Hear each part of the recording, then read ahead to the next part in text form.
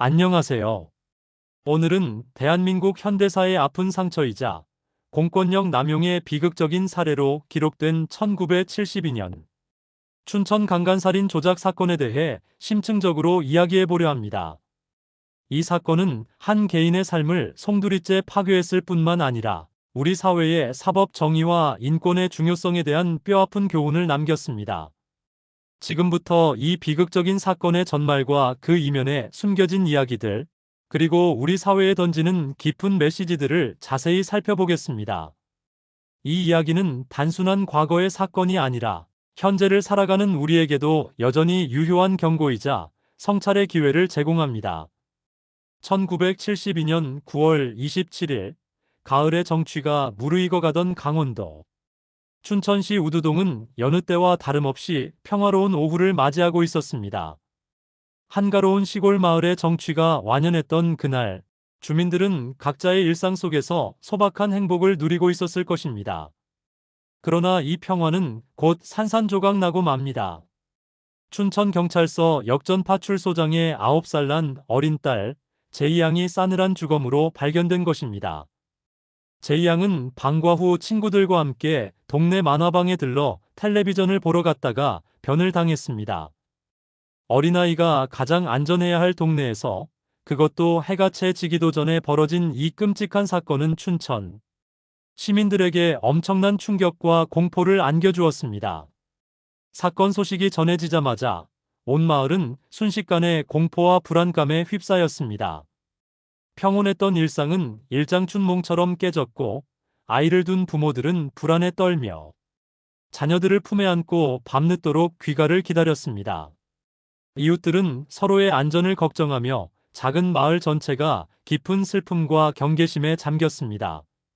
사건 현장은 춘천 측구소 뒤편 논뚝길이었으며, 제이양은 나체 상태로 발견되어 강간 살해임을 짐작케 했습니다. 잔혹한 범죄 수법은 주민들의 공포감을 더욱 증폭시켰습니다. 경찰은 곧바로 대대적인 수사에 착수했습니다. 사건의 심각성을 인지한 수사팀은 모든 인력을 동원하여 범인을 잡기 위해 총력을 기울였습니다. 마을 곳곳을 탐문하고 모든 가능성을 열어둔 채 단서들을 찾아 헤맸습니다. 하지만 초기 수사는 난항을 겪었습니다. 목격자도 명확한 단서도 없는 상황에서 수사는 미궁에 빠지는 듯 했습니다. 광범위한 수색에도 불구하고 범인의 윤곽조차 잡히지 않자 경찰 내부에서도 초조함이 감돌기 시작했습니다. 이때 당시 대한민국을 통치하고 있던 박정희 대통령은 이 사건에 직접 개입하게 됩니다. 그는 사건 발생 보고를 받은 후 김현홍 내무장관에게 단 10일 안에 범인을 검거하라는 엄명을 내렸습니다. 대통령의 지시는 단순한 지시가 아니었습니다. 그것은 경찰에게 내려진 절대적인 명령이자 어떤 결과라도 반드시 만들어내야 한다는 강력한 압박으로 작용했습니다. 당시 박정희 정권은 유신체제를 막 시작하며 강력한 통치력을 과시하던 시기였고, 이러한 강력한 대통령의 지시는 곧 절대적인 복종을 의미했습니다. 이로 인해 경찰 수사는 범인 검거라는 지상 목표 아래 원칙과 절차를 무시한 채 오직 성과만을 향해 치닫는 비정상적인 방향으로 흘러가기 시작했습니다. 법치주의의 근간이 흔들리는 순간이었습니다. 수사팀은 대통령의 지시를 이행하기 위해 밤샘 수사를 이어갔습니다. 모든 경찰 인력이 동원되어 춘천 시내를 샅샅이 뒤지고 지역 주민들을 대상으로 한 탐문 수사는 물론, 사건과 조금이라도 관련된 인물이라면 성별, 나이를 불문하고 모두 불러 강압적으로 조사를 벌였습니다. 용의선상에 오르지 않아도 의심스러운 눈초리로 바라보며 일거수일투족을 감시하는 일도 비일비재했습니다. 하지만 시간은 속절없이 흐르고 10일이라는 대통령의 시한은 점점 다가오고 있었습니다. 대통령의 경로와 질책이 두려웠던 수사팀은 초조함 속에서 더욱 강압적인 수사 방식을 택하기 시작했습니다. 범인을 잡아야 한다는 강박관념은 그들로 하여금 상식을 벗어난 행동을 하게 만들었습니다. 그리고 사건 발생 13일째 되던 날, 대통령의 시한을 사흘 넘긴 시점에서 경찰은 마침내 범인을 잡았다고 대대적으로 발표했습니다. 그들이 지목한 용의자는 다름 아닌 만화가게 주인이었던 정원섭 씨였습니다. 당시 36세였던 정 씨는 결혼하여 가정을 꾸리고 있었고 평범한 소시민으로 특별한 전과나 특이 사항이 없는 건실한 시민이었습니다. 지역 주민들에게도 특별히 나쁜 평판은 없었습니다. 경찰은 정 씨가 평소에도 어린 소녀들을 성추행했고 사건 당일에도 제이양을 만화방에서 꿰어내 강간한 뒤 살해했다고 주장했습니다. 그들은 이 주장을 뒷받침하기 위해 여러 가지 정황 증거들을 제시했지만 그 증거들은 모두 조작되거나 강압적인 상황에서 얻어진 것들이었습니다. 하지만 이 주장은 처음부터 석연치 않은 점이 많았습니다. 정 씨는 경찰의 모든 주장을 완강히 부인했고 자신은 결백하다고 외쳤습니다. 그는 사건 당일의 알리바이를 제시하며 무죄를 주장했습니다. 그러나 그의 목소리는 아무도 들어주지 않았습니다. 오히려 경찰은 그의 결백 주장을 묵살하고 그를 흉악범으로 몰아붙였습니다. 수사 과정에서 정 씨는 상상조차 할 수 없는 잔혹한 고문에 시달려야 했습니다. 당시 수사기관에서 흔히 자행되던 비인간적인 고문들이 총동원되었습니다. 이른바 비행기 태우기라고 불리는 고문은 팔다리를 뒤로 묶어 천장에 매달아 놓고 아래에서 구타하는 방식이었고 통닭구이는 막대기에 묶은 채 빙빙 돌리며 고통을 주는 잔혹한 행위였습니다. 잠을 재우지 않거나 며칠간 밥을 주지 않는 등 기본적인 인권마저 유린당했습니다. 고문은 단순히 육체적인 고통뿐만 아니라 정신적인 피폐함까지 안겨주었습니다.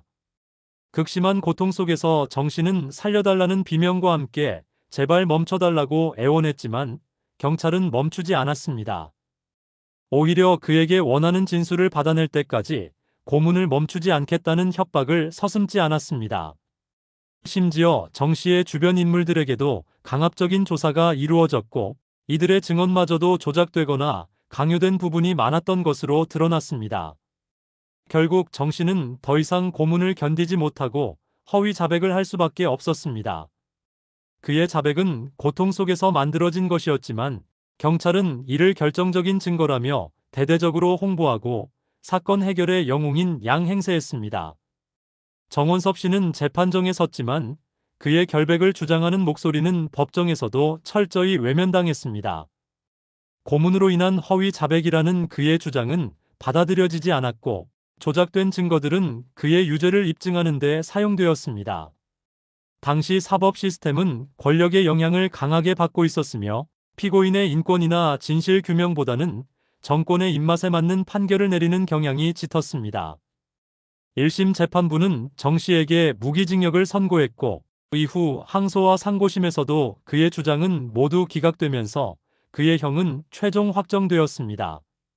그렇게 정원섭 씨는 죄 없는 몸으로 차가운 교도소에 갇혀 기약 없는 시간을 보내야 했습니다. 사랑하는 가족과 떨어져 싸늘한 감방에서 보낸 15년이라는 시간은 한 개인에게는 감당하기 힘든 고통의 연속이었습니다.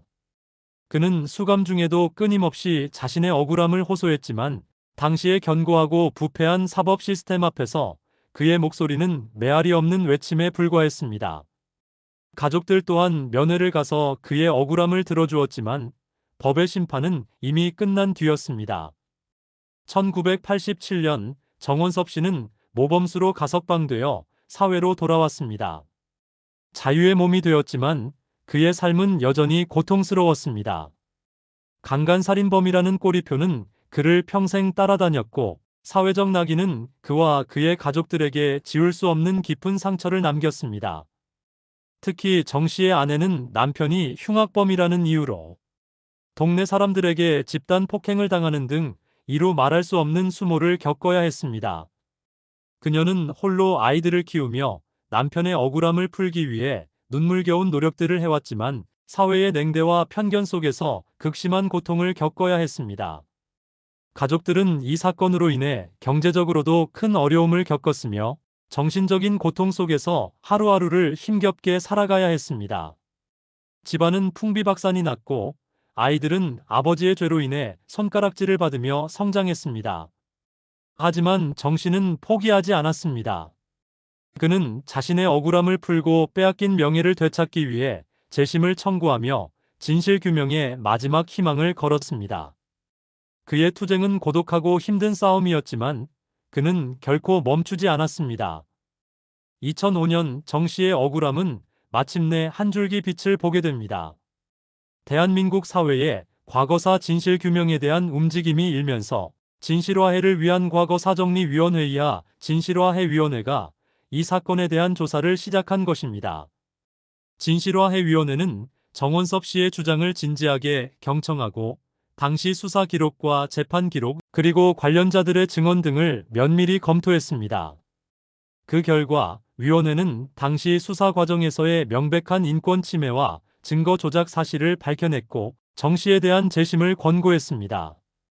이 권고는 오랜 침묵 끝에 나온 정의의 외침과 같았습니다. 그리고 2008년 춘천지방법원은 재심 끝에 정 씨에게 마침내 무죄를 선고했습니다. 재판부는 검찰이 제출한 증거들이 적법한 절차에 따라 수집되지 않았으므로 증거로서의 효력이 없다고 판단했습니다. 이는 정 씨가 그동안 수십 년간 주장해왔던 고문에 의한 허위, 자백이 사실이었음을 공식적으로 인정한 것이었습니다. 검찰은 이에 불복하여 항소와 상고를 거듭했지만 대법원에서도 결국 정 씨의 무죄가 확정되면서 그는 36년 만에 비로소 누명을 벗고 진정한 자유와 명예를 얻게 되었습니다. 법정에서 울려 퍼진 무죄 선고는 그에게 한없는 기쁨과 동시에 잃어버린 세월에 대한 깊은 회한을 안겨주었습니다. 이 사건은 대한민국 사법 역사에 있어서 씻을 수 없는 오점으로 기록되었습니다. 공권력의 남용이 무고한 한 사람의 인생을 얼마나 처참하게 망가뜨릴 수 있는지 여실히 보여주는 충격적인 사례였습니다. 특히 대통령의 개입이라는 외압과 이로 인한 경찰의 무리하고 위법한 수사, 그리고 사법부의 안일하고 부주의한 오판이 총체적으로 맞물려 벌어진 비극이라는 점에서 더욱 큰 충격을 주었습니다. 한 사람의 삶이 이렇게 쉽게 파괴될 수 있다는 사실은 우리 사회가 가진 권력의 그림자를 생생하게 드러냈습니다. 정원섭 씨는 오랜 시간 옥고를 치렀음에도 불구하고 억울한 옥살이에 대한 손해배상금, 소송에서 소멸시효를 이유로 패소하여 단 한 푼의 배상도 받지 못했습니다. 법적으로는 무죄를 선고받았지만 국가로부터는 어떤 물질적인 보상도 받을 수 없었던 현실은 또 다른 절망감을 안겨주었습니다.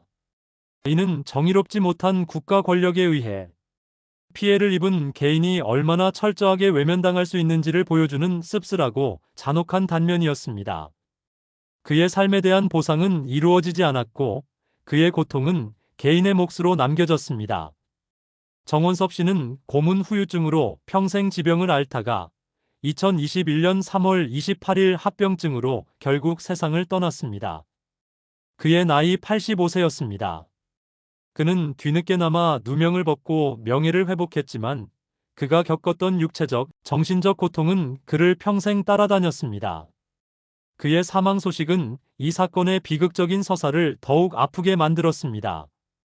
그의 죽음은 단순히 한 개인의 죽음이 아니라 국가 폭력과 사법정의 부재가 한 사람의 삶에 어떤 상흔을 남기는지 적나라하게 보여주는 비극적인 종착점이었습니다.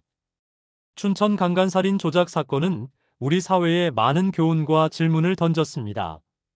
첫째, 수사 과정에서의 인권 존중과 적법 절차 준수의 중요성입니다. 아무리 중대한 강력 사건이라 할지라도 용의자의 인권은 절대적으로 보장되어야 하며 강압 수사나 고문에 의한 자백은 어떠한 경우에도 용납되어서는 안 됩니다. 진실을 밝히는 과정이 진실을 훼손하는 방식이 되어서는 안 되는 것입니다. 이는 법치국가의 가장 기본적인 원칙이자 시민들의 신뢰를 얻는 최소한의 조건입니다. 둘째, 권력의 개입으로부터 독립된 사법부의 역할입니다. 대통령의 지시 하나에 무너져버린 사법 정의는 국가 권력이 얼마나 쉽게 남용될 수 있는지, 그리고 그로 인해 무고한 시민의 삶이 얼마나 처참하게 파괴될 수 있는지를 적나라하게 보여주었습니다. 사법부는 어떠한 외압에도 흔들리지 않고 오직 헌법과 법률, 그리고 양심에 따라 판단해야 하며 이는 민주주의 사회의 마지막 보루로서의 사명을 다하는 것입니다. 셋째, 진실 규명과 명예 회복을 위한 사회적 노력의 필요성입니다. 정원섭 씨의 사례처럼 뒤늦게나마 진실이 밝혀지고 명예가 회복될 수 있었던 것은 그 개인의 끈질긴 투쟁과 더불어 진실화해위원회와 같은 사회적 장치가 마련되었기 때문입니다. 과거의 잘못을 직시하고 반성하며 피해자들의 아픔을 치유하려는 사회적 노력이 계속되어야 합니다. 마지막으로 이 사건은 우리에게 정의란 무엇인가라는 근본적인 질문을 던집니다. 한 개인의 억울함이 오랜 시간이 지나서야, 그것도 개인의 고된 투쟁 끝에 비로소 밝혀지는 과정 속에서 우리는 우리 사회가 얼마나 많은 약자들의 목소리를 외면해왔는지, 그리고 정의라는 이름 아래 얼마나 많은 불의가 자행될 수 있었는지 깊이 성찰하게 됩니다.